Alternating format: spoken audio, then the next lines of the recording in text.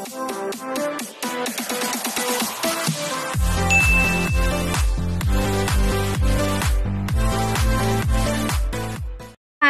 Welcome back sa akin channel. O, babati muna ako sa inyo mga painga-utoy na tanan dyan sa Baklayan. Ito pala, kumain kami sa SM sa Mesa.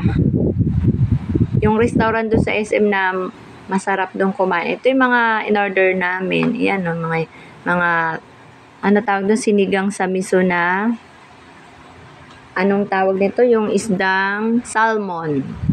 Tsaka ito pala guys, yung rice.